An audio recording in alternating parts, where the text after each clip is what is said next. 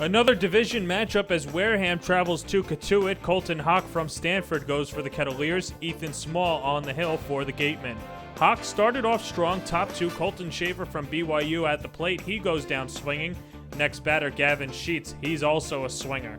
Top of the fourth with runners on second and third and one out. The league's RBI leader at the plate in Shaver, and the BYU infielder pops it up. The second baseman, Ryan Hagan from Mercer, squeezes it for the second out. And then Hawk gets Sheets to ground out to second to keep the Gatemen scoreless. But Wareham would answer back in the next inning. With the runner on at second, Preston Grand Prix hits a liner up the middle.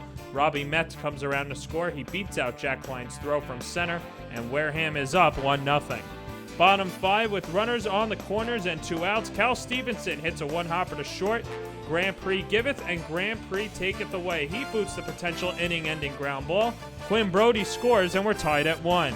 Next batter, the birthday boy, A.J. Balta hits a flare to left. Genista giddies up on home. Kettleers lead 2-1. Top six with Sheets at the plate. Joey Bartosik at third. Sheets hits a roller to second. It goes through the wickets of the second baseman, Alonzo Jones. Bartosik touches up, and we have a brand new ball game. We're tied at 2. Top of the ninth, game still tied at 2. Jonathan Engelman from Michigan at second. Alex Destino hits a rope up the middle. Engelman comes around to score, and Wareham takes a 3-2 lead. But in the bottom of the ninth, the Kettleers would give themselves a chance. Clay Fisher from UC Santa Barbara hits a shot to third.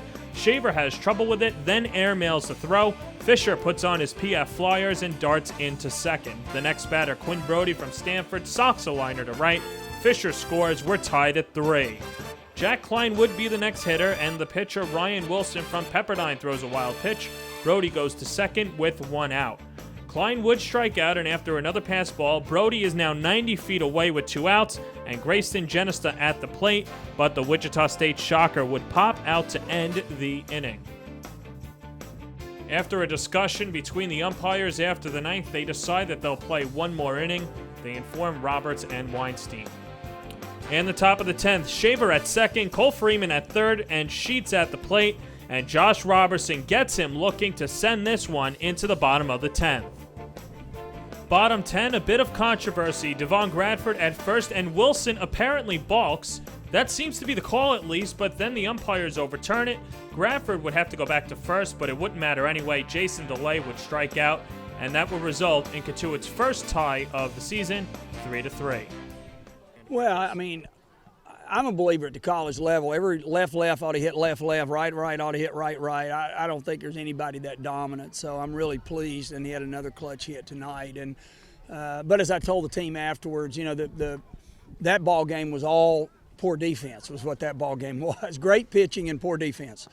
And I really believe that we have a real good club right now, and, you know, if we play good defense, we got a chance to do some good things. But again, you know, we tied. Nobody likes ties, you know, anywhere. But I love playing here, and I don't want lights, and nobody else wants lights. But it's just something you have to accept. Yeah. So they brought in another lefty, similar to the last time. He threw me a couple fastballs, so I got a good look at a couple. And then he had 2 strikes on me. I thought he might throw me a breaking ball that I hadn't seen yet. But he went to a fastball, and there was an inner part of the plate, and I got my hands to it and poked it over the second baseman. So it was good for us. For both teams? Yeah, definitely. I mean, luckily for us, they made a couple of errors that kept us in the game, and luckily for them, we made a couple that kept them in the game. So one of those games that just a little sloppy defensively, but I think that what Coach Roberts was saying in our huddle is that if we play good defense, that we can beat anybody. So I definitely agree with that.